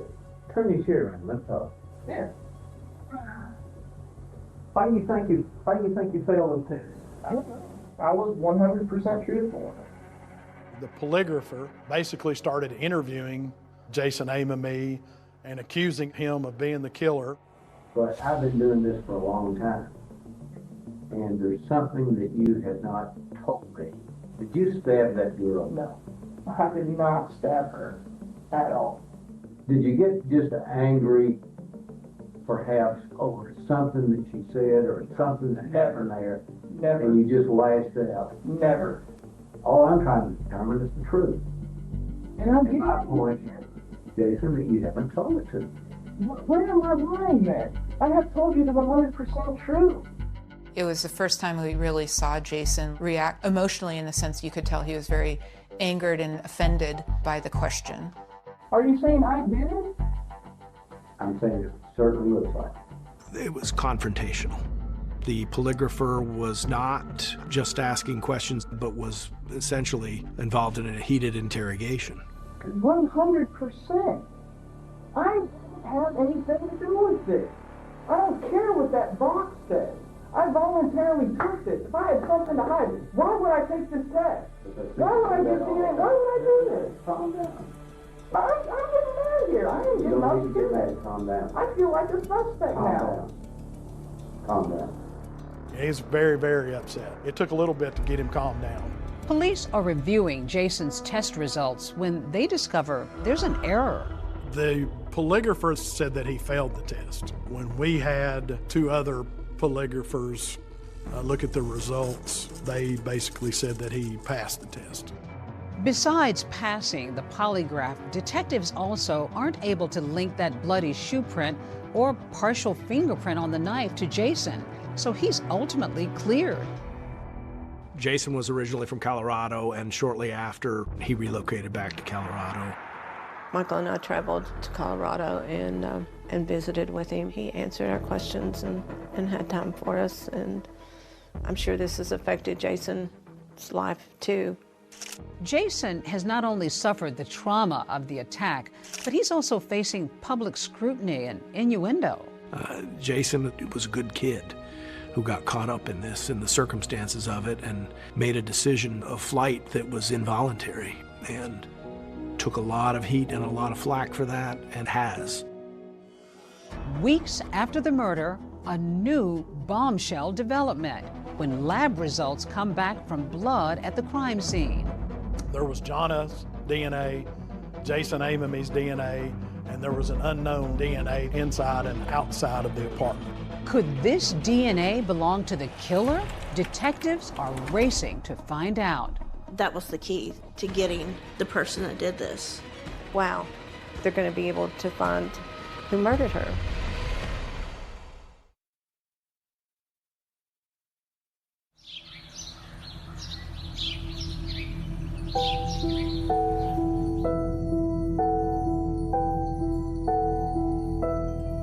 I see memories of Jana everywhere in the house, right? Yes. These are Jana's little baby shoes. They rest here? That's where they stay here all the time, yeah. Even though years have gone by since their daughter's murder, this is my pride and joy. I love this. In nearly every corner of every room, mementos of Jana. This is Jana's room. We call it Jana's room. Jana's room. Still. And I still have her wedding gown. You still have her wedding gown. All these years after later. 20 years. This is it. That's beautiful. This is the dress, her wedding gown. All the beading. Oh, look at the train. Oh. She looked beautiful in it, yes. 20 years old. She had picked out a wedding band for Jason, and we bought it. So Jana's dad wears the wedding band. He wears it every day. Well, still got it. She worked so hard and did so many things. That was a small gesture.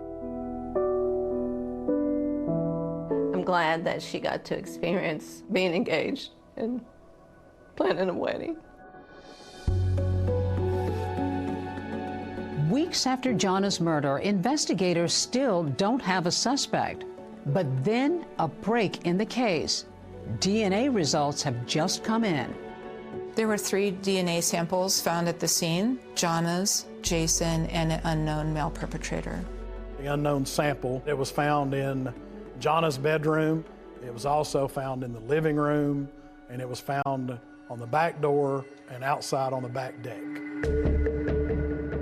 And we know that they exited out the rear of the apartment because the unknown DNA is not only on the back door, but it leads down the back stairwell. We found no unknown DNA on the front door or leading out the front door. Detectives also make a key discovery on the murder weapon. There was an unknown DNA that was found on the knife.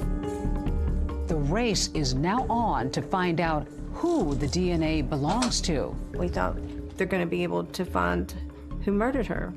But after running that unknown DNA through a law enforcement database, investigators get some disappointing news. The DNA comes back to us. There's no one in the system that comes back to. They don't know who it belongs to. It seemed unusual to us that a person would commit a crime with such violence if they didn't have some sort of other violent history. They ran the DNA and no match. No match. While meeting with investigators, Joan learned something else that shocks her. Tennessee doesn't take DNA if you're arrested for a violent crime, only if you're convicted. I was absolutely shocked, and I even said, wow, well, that needs to be changed. And that's exactly what Joan does. For more than 2 years, hoping it might lead to her daughter's killer, she pushes for a new DNA law. I would go to the Capitol and introduce myself and ask them if they would support the DNA law. We're talking about any violent crime such as murder, rape, even robbery. Those people arrested would have to submit their DNA. Joan is a fighter, and she rose up like a phoenix. Jana Berry was her name, and her parents, Joan is sitting in the back of the chamber here with me today, have been on a crusade. Well, a victory today for family and friends of murdered UT student Jana Berry. I think this is a very important bill for every citizen in the state of Tennessee. You pushed and pushed, and you got this law passed in Tennessee. You changed the law. Yes, we did. Jana's law. It is. It's called the Jana Berry Act. But ironically, even after changing the law, Joan discovers there's still no match with that unknown DNA in her daughter's case. How did you find the strength to keep pushing? And this was the most important thing in the world to me, to find out who murdered Jana. When it comes to this mother wanting to find answers, she would stop at nothing. To keep her daughter Jana's name out in the public, Joan goes on national talk shows. Joan, what has it been like all these years? There's no words to explain what we've gone through. She even goes on the Montel Williams show seeking a psychic's help. Really need to know, we need to know who did this to Jana. We need answers. Heartbroken warrior. That's who Joan is. That was my prayer always, to have an answer. And I believed in my heart that God would answer my prayers. Even if it took a while? Mm-hmm. And one day he said, "What are you worried about? It's gonna be okay." As the investigation into Jana's murder went on, it really expanded. Thousands of tips came in. We would follow up with the tips that we would get.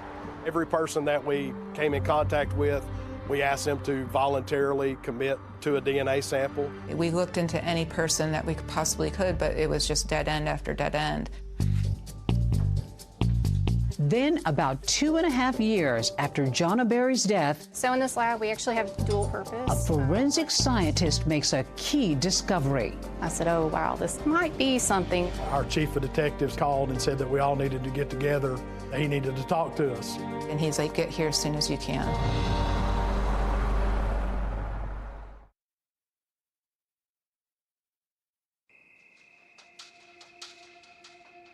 A family still looking to track down a murderer tonight, nearly 3 years after their daughter in a UT co-ed is killed in her apartment. The main thing that you're going on is DNA evidence. Yes, we had the unknown DNA. It was really our only connection to the person that was connected to this crime. We thought, will we ever have this case solved? Then the case makes a turn. Someone called in a tip after looking at the composite sketch, and they said, that looks like someone I know. And that someone is Taylor Olson. Looks very similar. Yes. Taylor Lee Olson is 22 years old. He lived about 15 minutes from the crime scene, and he was known to have committed some petty crimes, also harassment, theft.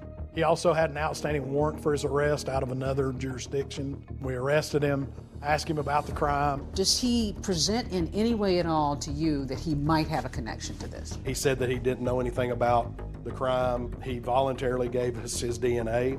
Given that Taylor Olson only had smaller petty crimes, he didn't really fit the profile of who we were looking for. We just thought, hey, you know, this is just another person that looks like the composite sketch. Olson's DNA is then sent to a lab to compare it to the unknown DNA found at the crime scene. It comes back, it is a match to the blood of that unknown person found at the crime scene. So in this lab, we actually have dual Jennifer purpose. Millsaps, the forensic scientist at the lab, made the match. I looked at it a couple times. I wasn't too sure. Wanted to make sure that it actually was a match and I hadn't confused something. So we actually ran it twice to verify it. That must have been a big moment. Oh yeah, it was huge. Amazing. Probably one of the happiest moments of my life. We were all very excited, high-fiving each other, celebrating. Gave Brad a big hug or something because we couldn't believe it finally happened. You get a phone call. There's a match. I couldn't believe what I was hearing, so I said, I want to put you on the speakerphone because I wanted Mike to hear too, because I didn't trust what I was hearing. It was the blessing that God had answered my prayer. So when we come back to town, we learn that Taylor Olson has a couple more outstanding warrants for his arrest, a burglary and a theft. At that time, detectives don't have a warrant to arrest him for murder. So we go into mode of looking for him and trying to locate him on those arrest warrants. He was found, ironically, in the mall where Jonna worked, in the parking lot of the mall. He was inside the trunk of a car. He was trying to hide from the officers. So we took him into custody.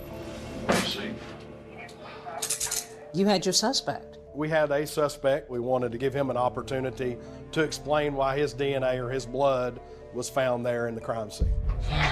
What's up, Taylor? How you doing, man? Very good. It was very important to us that he didn't have any upfront knowledge that we were going to talk to him about Jonna or the DNA. Do you know why you're here? Pretty much. What for? Guys accused me of breaking into his house and stealing a bunch of steal. Had you ever heard about the Jonna Berry homicide case before? Mm-hmm. So you'd never seen Jonna Berry before? Like, in person? Yeah. No, I never met her. Detectives decide to confront Olson with the DNA evidence. After I sent your sample off to the TBI lab, they got us a report back. It's a match for your DNA being in Jonna Berry's apartment. Is this a joke? No. Like, I really don't know anything like it. Trust me, it's not a joke. Is there any reason that you can explain your blood being in Jonna Berry's apartment? My blood was in Jonna Berry's apartment. Right. You're serious? Yeah. He was very adamant that he was not there. He denied any involvement. You think killed someone? I'm just talking about the evidence, is what I'm talking about. I've never killed anyone. We knew he was there, of course, because of the blood, his DNA being there. So we're here to give you an opportunity. Okay. To, tell us what happened, why you were there, Dude. and why your blood was there. I have never been there. I ain't no killer. I haven't killed no one. I've never killed anybody. Never.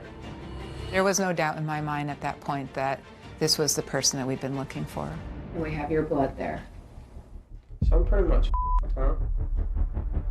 We're giving you the opportunity to explain. I don't have an explanation. What happened? Finally, you know, we were just like, hey, he's just going to keep going and going with his story, and nothing's ever going to change. It almost seemed like he thought that he was going to get away with it. Olson is questioned 3 days in a row. And on the final day, investigators are about to make a breakthrough. I've been sitting out here in the hallway listening to this that you're talking about, and I'm just about sick of it. Why did you do this to this girl? And finally he said, okay, I was there. I can't believe this happened. You got the knife away from that person, went kind of crazy.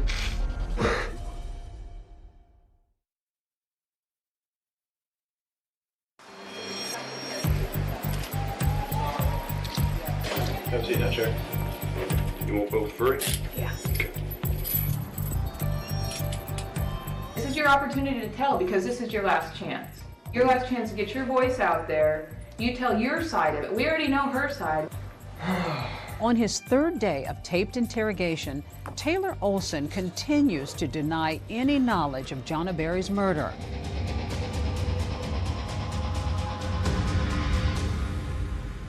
Why don't you tell me what happened when you were inside?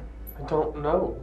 He would just say, I don't have an explanation, don't have an explanation. So finally, you know, we just said, like, enough's enough. Taylor, I've been sitting out here in the hallway listening to this you're talking about, and I'm just about sick of it. You know what happened to this girl. Look at this. You were there. You know what happened to her. We know you were there. The evidence shows you were there. Why did you do this to this girl? Huh? Why'd you do that?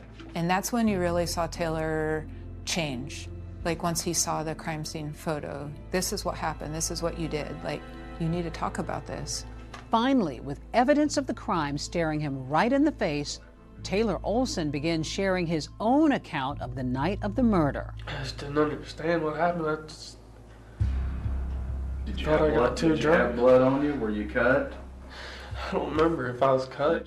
Eventually, more details begin trickling in as Olson says he was out that night with a friend named Noah Cox.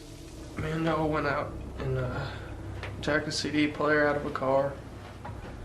And we kind of got lost from each other. And someone came out when we were breaking into cars and yelled at us. Ran off. I didn't know where the hell he was. Now, wandering around on his own, Olson says he suddenly found himself outside Jonna's apartment. He says he goes up back steps of Jonna and Jason Amami's apartment. I was looking for some keys. And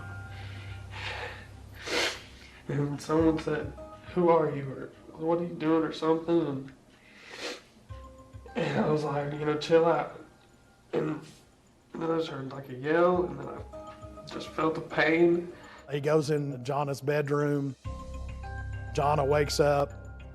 He says they get into a confrontation and she has a knife, stabs him on the arm, fought with her over the knife. She did fight back hard. She fought for her life. That's why the stabbing kept going on and on. You got the knife away from that person and just went kind of crazy? Yeah. I guess they were sleeping with it.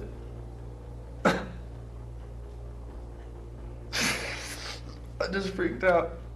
As for Jason Amami, Olson says he had no idea that another person was in the apartment.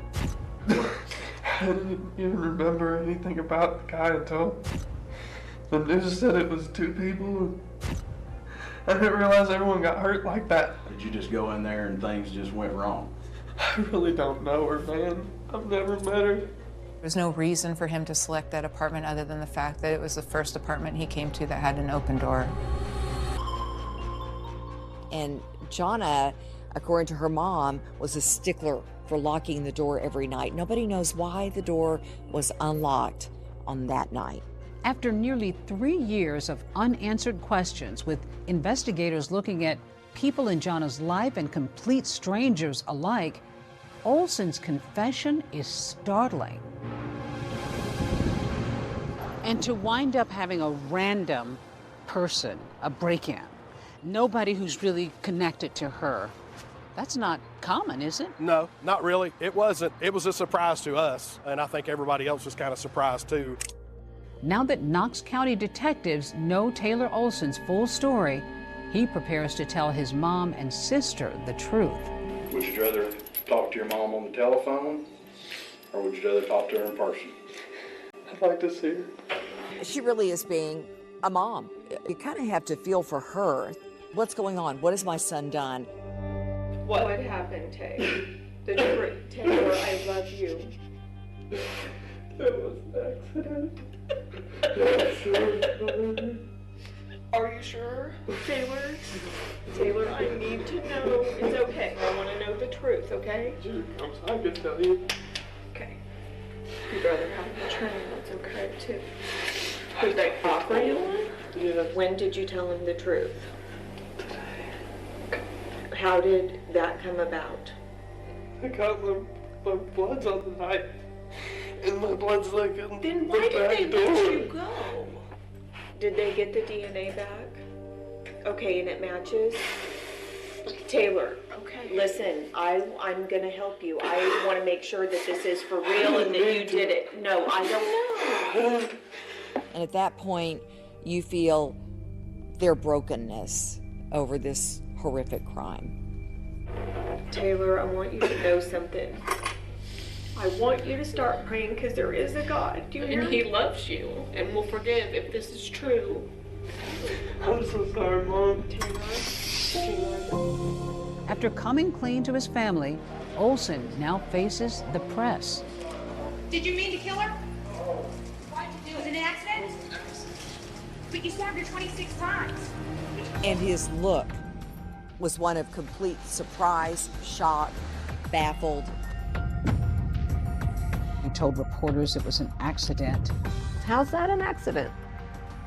Accidents happen one time, not 20 plus.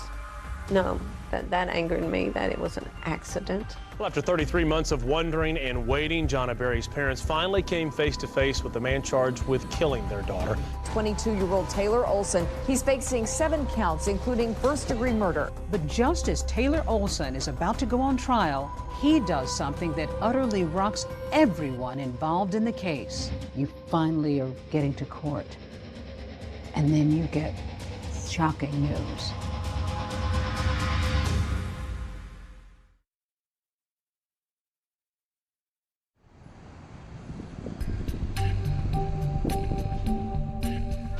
Our top story tonight. This man, 22-year-old Taylor Lee Olson of Knoxville, is behind bars. Now, today's announcement providing some relief to Jana's family, who have spent years and countless hours searching for her killer.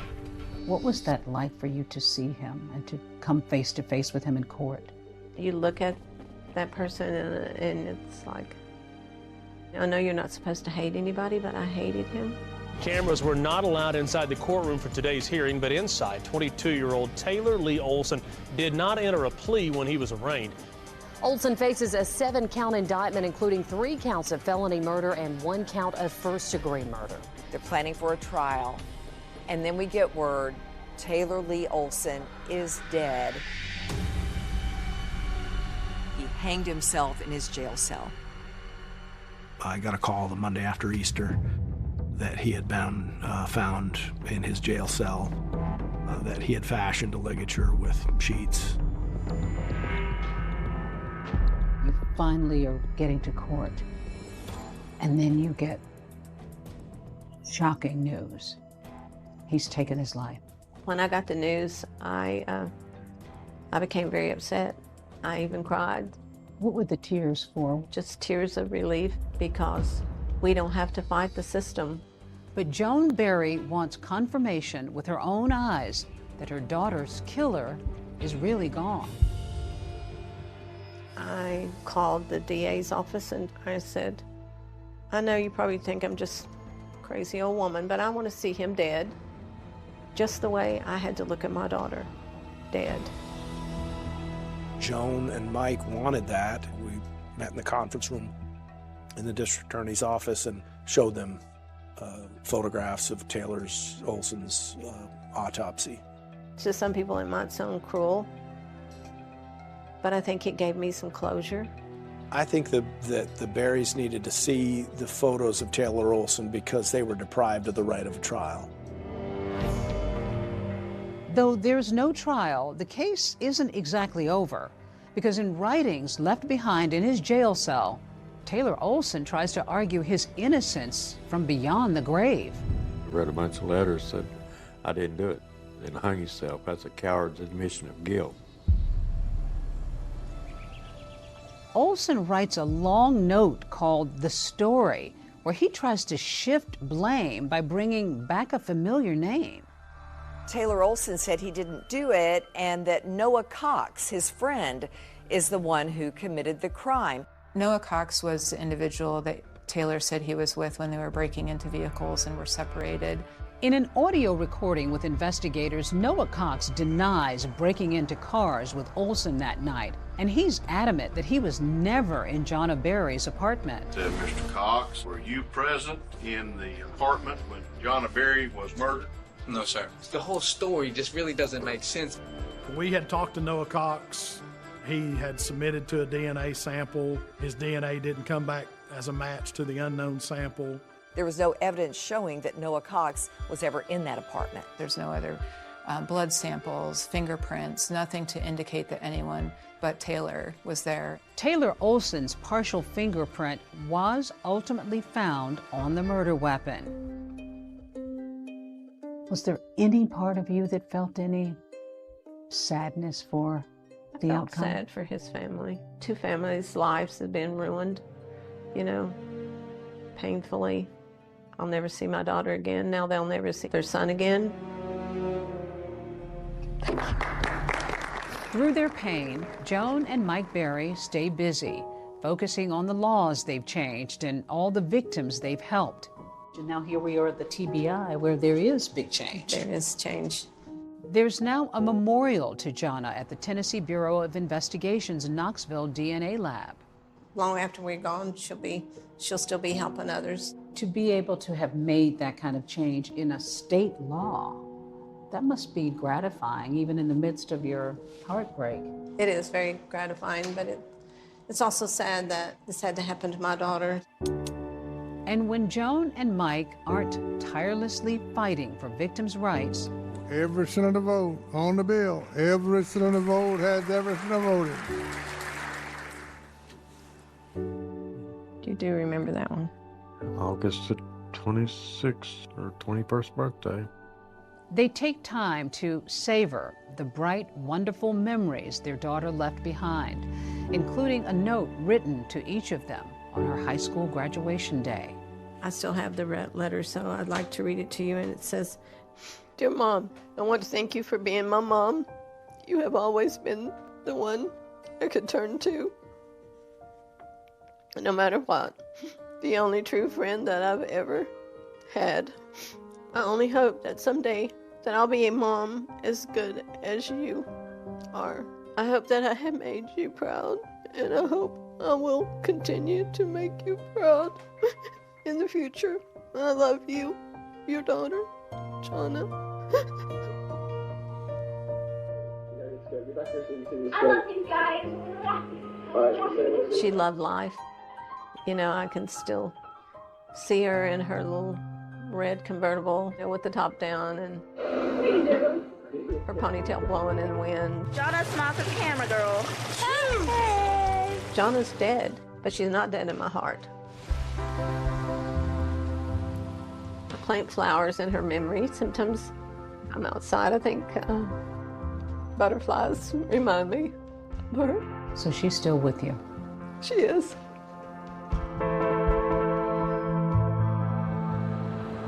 Such emotional words from a mother, David. After her daughter's murder, Joan Berry actually started a support group to help families and victims of violent crime. And Deborah, as you know, she also continues to advocate for DNA arrest laws. Today, 34 states require that DNA is collected after an arrest. That's our program for tonight. I'm David Muir. And I'm Deborah Roberts. From all of us here at 2020 and ABC News, good night.